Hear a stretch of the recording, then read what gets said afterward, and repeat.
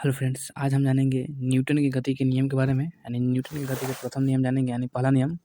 उस प्रथम नियम के बारे में आज सब जानेंगे आज। तो यहाँ आप देख सकते हैं कहीं लिखा हुआ है न्यूटन के गति का प्रथम नियम।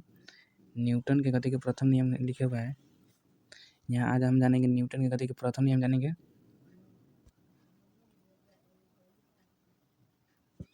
तो आइए जानते हैं।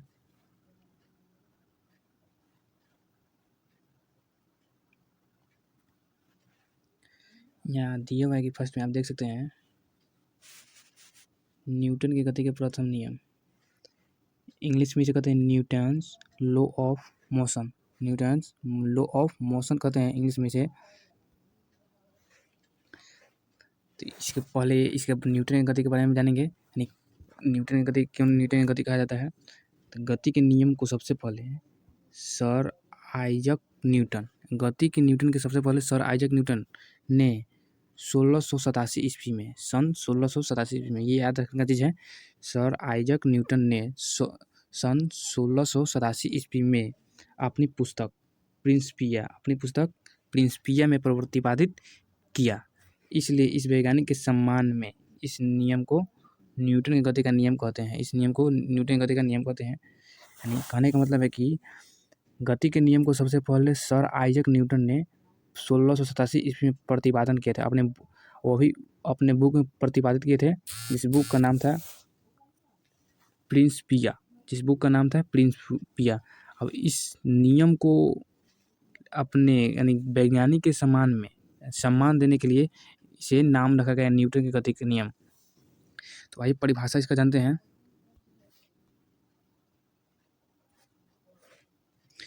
तो न्यूटन की गति का प्रथम नियम यहाँ देख सकते हैं लिखा हुआ है इंग्लिश में फर्स्ट लॉ। तो यहाँ कोई वस्तु विराम की अवस्था में, यानी कोई वस्तु विराम की अवस्था में है, यानी कोई वस्तु विराम की अवस्था में है तो वह विराम की अवस्था में ही रहेगी।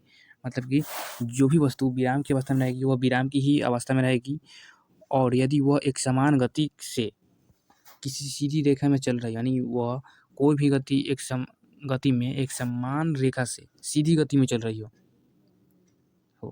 तो वैसे ही चलती रहेगी। यानी जो गति में चल रही है वही गति में चलेगी जब तक उस पर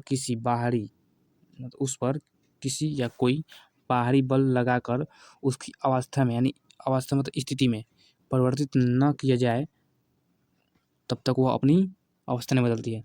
अर्थात कहने का मतलब है कि सभी वस्तुएं अपनी प्रारंभिक अवस्था को बनाए रखना चाहती है। यानी कोई भी वस्तु अपनी प्रारंभिक अवस्था को बनाए रखना चाहती है। कोई भी वस्तु है अपनी प्रारंभिक अवस्था को बनाए रखना चाहती है।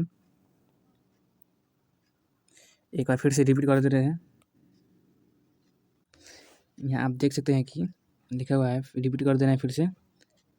न्यूटन की गति का प्रथम नियम, परिभाषा इसका फिर से रिपीट कर देना है। कोई वस्तु विराम की अवस्था में है तो विराम की अवस्था में ही रहेगी। यदि एक समान गति से किसी सीधी रेखा में चल रही हो तो वैसे ही चलती रहेगी जब तक किसी वस्तु पर, यानी जब तक कोई वस्तु पर कोई बाहरी बल लगाकर उसकी अवस्था में परिवर्तित न किया जाए। अर्थात सभी वस्तु अपनी प्रारंभिक अवस्था में बनाए रखना चाहती हैं। मतलब कि कोई भी वस्तु एक विराम अवस्था में हो तो वो विराम ही अवस्था में रहेगी, या फिर यदि कोई वस्तु एक समान गति से एक सीधी रेखा में चल रही है तो वो वैसे ही चलेगी। यानी एक समान गति से सीधी रेखा में ही चलेगी जब तक वो परिवर्तित न होगी। मतलब कहने का मतलब कि जब तक उसमें परिवर्तित न होगी तब तक बल न लगाया जाए तब तक परिवर्तित नहीं होगी उसमें। इसके आगे का रूल्स पढ़ते हैं।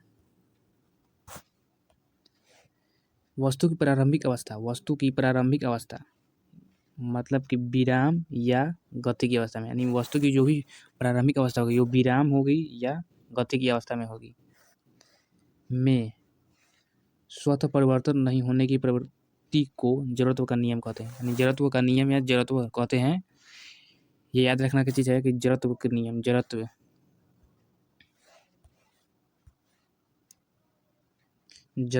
किसे कहते हैं। जड़त्व यहाँ ऑब्जेक्टिव पूछता था कि न्यूटन के किस नियम को जड़त्व का नियम कहते हैं। तो न्यूटन के प्रथम नियम को जड़त्व का नियम कहते हैं।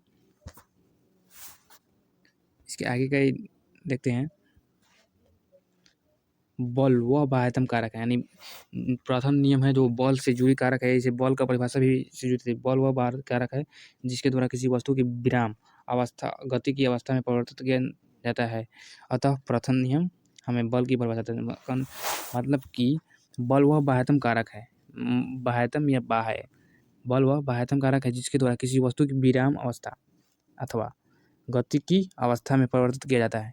मतलब अगर कोई भी वस्तु पर हम अगर बाहर से बल लगाएं तो अपनी विराम अवस्था को गति की अवस्था में परिवर्तित करने की चेष्टा करती है, तो उसे बल कहते हैं। बल जो है गति प्रथम के नियम पालन करता है, बल न्यूटन के प्रथम नियम को पालन करता है। आइए उदाहरण से हम इसको समझते हैं, एग्जाम्पल से हम इसे समझेंगे। प्रथम एग्जाम्पल रुकी हुई गाड़ी के अचानक चल पड़ने पर उसमें बैठे यात्री पीछे की ओर झुक जाते हैं। जब आप कभी भी ट्रैवल करते हैं तो गाड़ी एकाएक या बाइक पर आप बैठते हैं पीछे, तो गाड़ी एकाएक आगे की ओर बढ़ने पर तो उसमें होता है कि जो भी इंसान नहीं पीछे की ओर बैठा होता है वो एकाएक गाड़ी आगे बढ़ने पर वह एकाएक आगे की ओर झुक जाता है। 2 नंबर है एग्जाम्पल, चलती हुई गाड़ी के अचानक रुकने पर उसमें बैठे यात्री आगे की ओर झुक जाती है। कोई भी अगर बस में ट्रेवल करते हैं तो चलती हुई गाड़ी अचानक रुक जाती है, उसमें आगे एकाएक झुक जाती है। 3 नंबर है, गोली मारने से कांच में गोली छेद हो जाती है।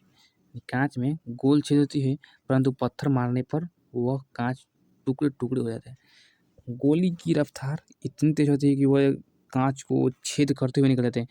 पत्थर होता है कि उतनी रफ्तार नहीं होती है, यानी गति उसमें नहीं होती, जिसके कारण वह एक टुकड़े टुकड़े में यानी थोड़ा थोड़ा जगह जगह फूटा होता है।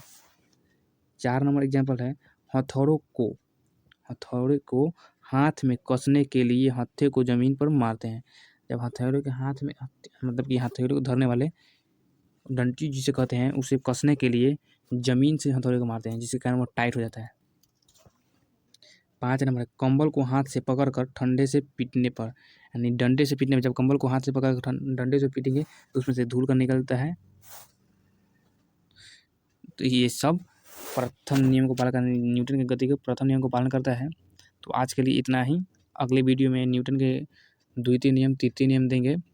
लाइक सब्सक्राइब तथा शेयर करें ताकि अन्य बच्चों तक पहुंच सके।